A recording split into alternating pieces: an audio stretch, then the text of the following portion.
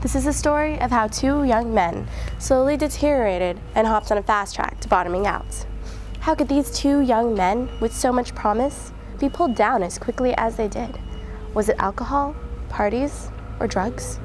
No, the cause is far more shocking. The first time I met Travis, on a 1 to 10 scale, he was totally an 11. You know, we just hit it off like right off the bat, and he was definitely an all-American boy. Yeah, Pat was the same way. He knew how to treat a girl. It was such a normal day. If I had known what would have happened, I would have never let them go inside that video game store. It's just not fair.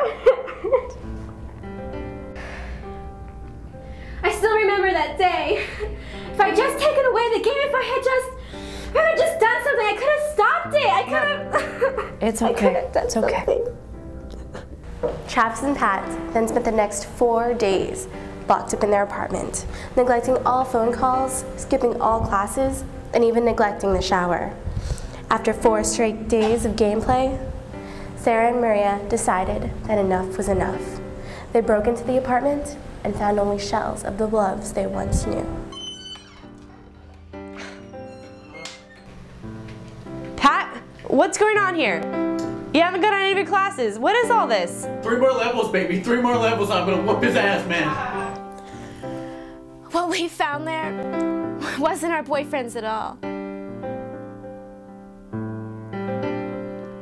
This type of behavior is not as rare as most people would like to believe.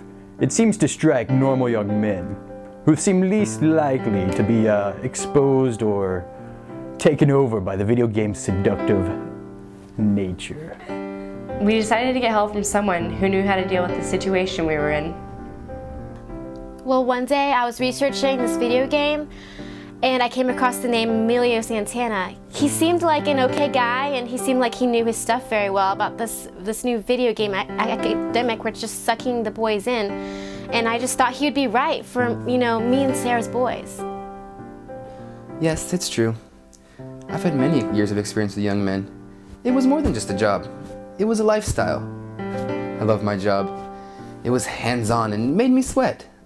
Best of all, I got to work with many young men. It was right for these two ladies to search out help from an outside source. Overplaying video games can result in a really agitated person. I mean, side effects could include randomly throwing objects, yelling uncontrollably, or even, you know, hideously uncontrollable sobbing whenever your video game's interrupted. It's really sad.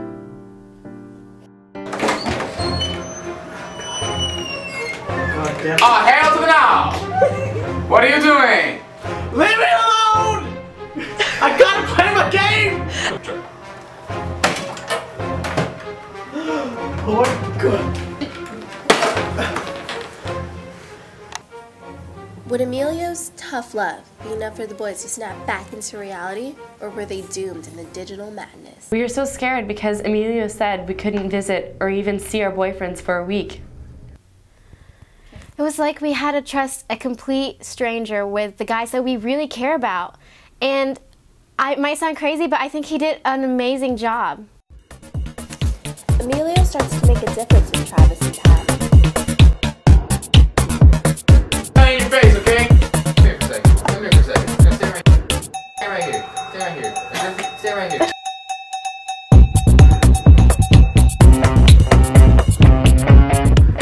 I don't know how I let it get so far, but without her loving support and care, I'd probably be in some back alley trying to make some quick cash to get a video game. The thought of it just makes me squirm. Emilio helped me get my life in line. I was free-falling into an abyss of a digital reality. Maria here.